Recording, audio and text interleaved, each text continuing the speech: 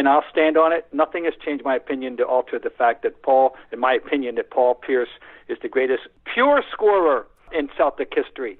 I recall writing that for the first time after a playoff game in Indianapolis, in which Paul Pierce scored, I think, 40.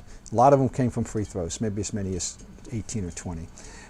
And he earned those free throws in a way that also struck me. He accumulated old-fashioned tricks, and in addition to which, he's a three-point shooter, he's an excellent mid-range shooter, can score with somebody in his face, excellent finisher on the break, as good a finisher on the break as the Celtics have ever had, and a pure driver in the half court to the basket. What's left? Oh, by the way, 83, 84, he can make his free throws.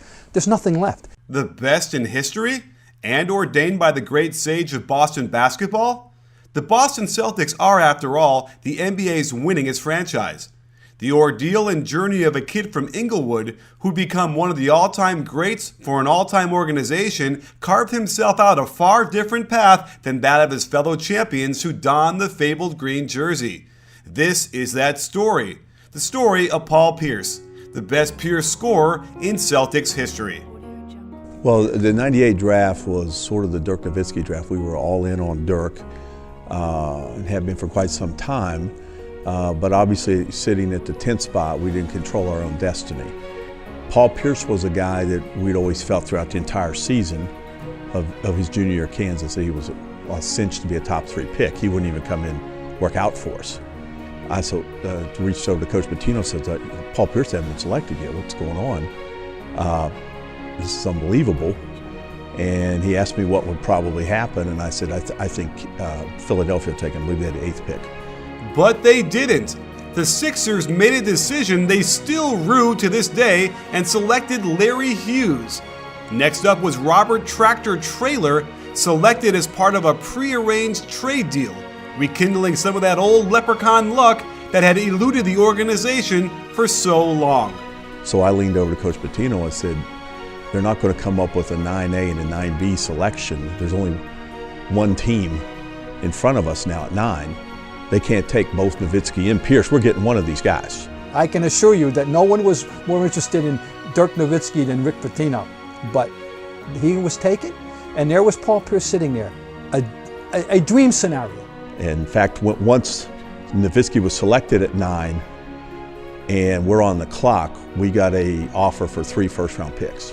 They never met him, they have no interview, they have no workout, no advanced scouting, no medical, nothing. So often at drafts, we make fun of it, we all do. Oh, we never thought he'd be available. This was the one time I can guarantee it was true. I don't think anyone thought he would be available at number 10. The Boston Celtics select Paul Pierce. And we knew Paul was going to be a big-timer, can't-miss guy. If we didn't know at the beginning of practice that year coming out of the lockout, we certainly knew by the second game of the season. In Pierce's rookie year, Boston entered the season with raised expectations. Rick Pitino seemingly had a young, energetic, and with the addition of Pierce, a far more talented group. After losing their home opener, the Celts found themselves in an early season must-win against Cleveland due to a lockout-shortened season.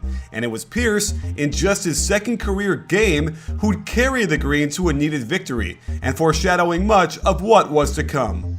I remember just saying at that game, I mean, it's over with. He's going to make it. He's going to make it big. He's better than anybody we have right now.